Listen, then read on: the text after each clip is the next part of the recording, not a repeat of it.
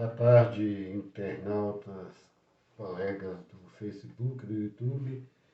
Aqui nós vemos falando na última semana sobre os acontecimentos internacionais e nacionais, a volta dos talibãs em nível internacional no Afeganistão, no Brasil a nossa crise política e a ruptura democrática, né, da ordem democrática que nós estamos vivendo. Mas nós já vemos estudando isso dentro daquela perspectiva de crise da democracia representativa. E um problema que está no fundo é a visão do humanismo clássico, aquela visão do homem da idade moderna, né, que se sobrepôs à religião, à ciência, como algo que também sendo maior, né, com a visão tradicional do humanismo, daquele humanismo, da questão de muito fundo religioso. Mas as liberdades democráticas, no seu radicalismo, geram conturbações sociais de cunho ético. Então, nós propomos nossa obra fazer essa revisão. Nós trabalhamos com tríades, ou com trilogismos, ou com tricotomia, como diz o Charles Peirce, né, o filósofo Charles Peirce. E nessa obra nós vamos trabalhar uma que já está vendo, que é da semiologia, que é a questão do signo, significante e significado. Mas vamos trabalhar também com a psicanálise na questão do id, ego e superego. Uma análise econômica e sociológica, uma tríade da linguagem marxista, que é infraestrutura, estrutura e superestrutura. E vamos trabalhar um interno, que é uma outra tríade da ordem da neurociência, que é a adrenalina, endorfina e serotonina. Isso para trabalhar essa questão moral que está muito em voga, né? Os movimentos, inclusive sociais, né? Devido à violência doméstica e alguns abusos sexuais, né? Então, a nossa análise tem essa perspectiva, né? E elas se baseiam muito em questões de ordem interna, né?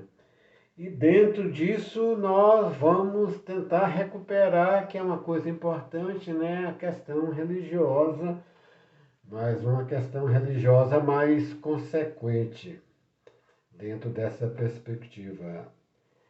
A religião estaria aqui na superestrutura, né? Nós já vimos isso.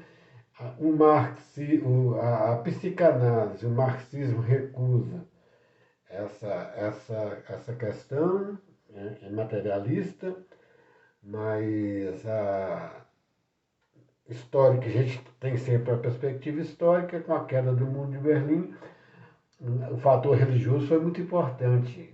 O Papa da época, João Paulo II, né, ele é da Polônia e era um combatente do comunismo soviético radical. A psicanálise também colocava a religião dentro de uma perspectiva meramente repressora e criticava a religião, né, que teria trazido problemas e complexos, né? Mas a liberação geral, a repressão religiosa muito dentro do campo sexual. Mas a liberação geral veio junto com são as aberrações e a violência doméstica. Isso que nós estamos analisando e, e tentamos ver como sair, né? Desse impasse, né? Do humanismo que muitas vezes agora quer voltar àquele humanismo da visão totalmente negativa do homem, que deve ser tolhido, deve se sujeitar a regras rígidas, né? Isso a nova direita está vindo encampando, né? E com certo fundamentalismo cristão, principalmente nas igrejas pentecostais e evangélicas. A Igreja Católica também tem um lado muito grande, mas a Igreja Católica tem, principalmente aqui no Brasil e algumas regiões, e até o Papa, o atual Papa, tem tentado alguma liberação desse lado mais repressor. A nossa proposta é fazer análise da questão ética, e a partir de outra dicotomia de Hegel, né, que a ética seria um equilíbrio entre natureza, sensibilidade e razão. A sensibilidade seria o ponto de equilíbrio. A sensibilidade que equilibra a natureza, a questão da força física e do domínio dos impulsos, né? E da razão, que é a questão da disciplina, né? Só que uma disciplina muito rígida também trouxe seus problemas. O que viria equilibrar, na nossa perspectiva, nós vamos ver, seria a questão da sensibilidade. A sensibilidade, ela fica mais evidente nessa questão do equilíbrio nas chamadas políticas eticamente correto, né? Política, se fala politicamente correto, né? Atitudes politicamente corretas, né?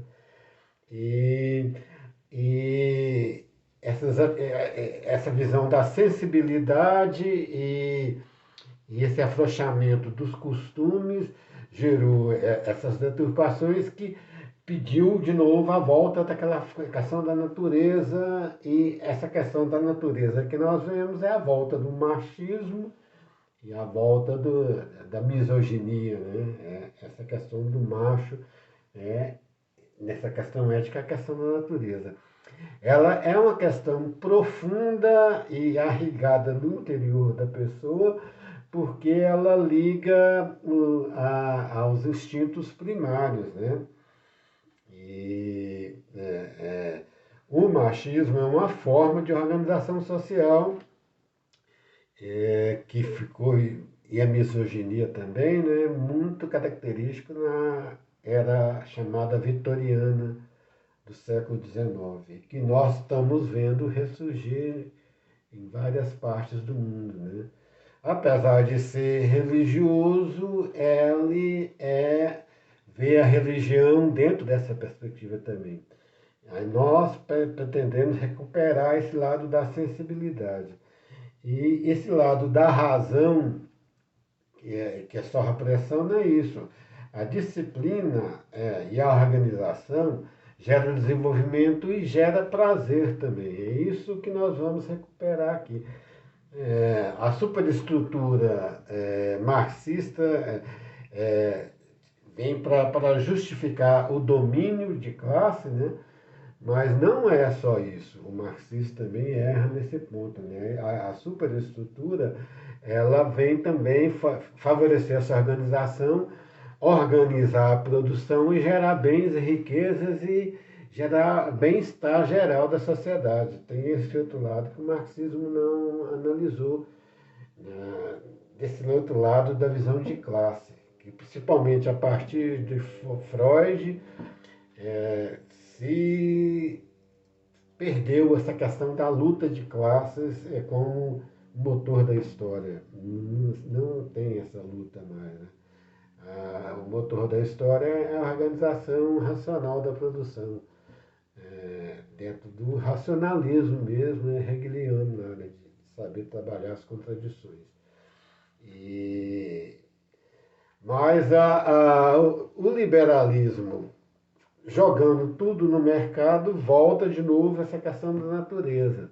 É preciso do Estado como algo racional, tem que ter a presença do Estado. Não existe Estado zero sem atuação, porque aí a sociedade descamba, né, para a violência. Então era isso que a gente vem aí trabalhar essa questão íntima dentro dessa perspectiva, né? De como a disciplina e como a religião também, né? Gera a serotonina, gera o prazer. A religião, quando promove o reino dos céus, né? Ela ajudaria porque em momentos geralmente de crise, que sempre volta e meia volta à humanidade, né? Essa perspectiva muitas vezes serve para apaziguar a pessoa, e apaziguar o ânimo, né? Nessa perspectiva não, tem uma outra vida e não cair em desespero. É mais ou menos por essa linha que nós vamos usando, e estamos fazendo essa revelisão desse humanismo. Né? Não é só essa razão tolhedora, não é o domínio da natureza, que é uma visão de disciplina aliada a uma visão social de dominação, né? Volta esse princípio da força bruta, né? Que é essa natureza significando isso. Né? Essa é a nossa análise e nós fazemos a partir de fatos semiológicos cada vez mais prementes, né? Principalmente com a internet, inclusive a seção do Talibã foi estiada muito dentro da internet e a expansão dos radicais muçulmanos, né? Eles souberam trabalhar a internet. A internet é um ambiente basicamente individualista, nós já falamos, e serviu esse radicalismo, esse liberalismo individualista radical, tanto que a nova direita é mestre em trabalhar a internet, porque ela trabalha o indivíduo. É individualista porque a pessoa, em geral, está sozinha em frente a um smartphone, né? E ele tem um mundo ali. Então a pessoa, a internet, dependendo de como se programam as coisas, o virtual e o real se misturam. E o real passa até a ser manipulado, como nós vimos, né, nas famosas fake news, porque o que se apresenta lá devido à qualidade técnica de reprodução, né, das imagens, das edições, né, é muitas vezes difícil você notar que um diálogo foi manipulado, né?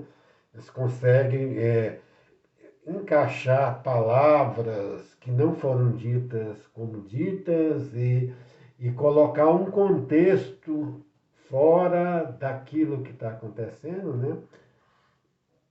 A internet, e como ela acessa muita gente de uma vez, né? As coisas se propagam. E nessa questão individual, o individualismo gera esse lado da natureza também. A internet é um lado de debates viscerais, não racionais, né? Muito dentro da natureza, né? Da imposição. Nós vemos até o próprio princípio da internet, o byte, o princípio dele é a matemática binária, 0, 1, nós vamos analisar. E então já vem esse sentido de tudo ou nada. Ele é um ambiente da internet que propicia esse radicalismo e essa polaridade que muita gente está falando, né? uma política radicalmente polarizada que nós vivemos é devido à internet. Nós analisamos o cinema, as pessoas se reúnem para ver. A televisão é algo mais restrito, mas as famílias reúnem numa sala e muitas vezes vizinhos se reúnem para ver, aqui no Brasil, final de campeonato, novela. E tem esse lado coletivo. Agora a internet, não. A internet, o base dela, geralmente a pessoa está sozinha. Né? Então é isso que nós vamos analisar na nossa obra que nós estamos vendo nesses dias, né? E vemos o que se pode fazer disso. Nós já temos algumas dicas, né? E ver qual a perspectiva que tem, né? De superação disso. Né? Podemos chegar num ambiente radicalizado e até a nível cultural. Não voltar, não até ambiente da Idade Média, mas podemos voltar a ambientes da Idade Antiga, aquele ambiente tribal, né? Por causa desse individualismo e a internet cria tribos, não cria sociedade civil organizada, ela cria tribos, né? A internet tem muito disso por conta desse já individualismo e, e na mão de radicais poderemos voltar ao ambiente praticamente tribal da Idade Antiga, nem tanto da Idade Média, recuar, a história recuar mais ainda para a Idade Antiga. Isso com o Talibã, essa volta do Talibã, ele emula essa parte, né? Essa parte. A Idade Antiga, os deuses eram uma entidade superior e opressora. O princípio dele é oprimir os povos. Esse é o princípio dos deuses da Idade Antiga.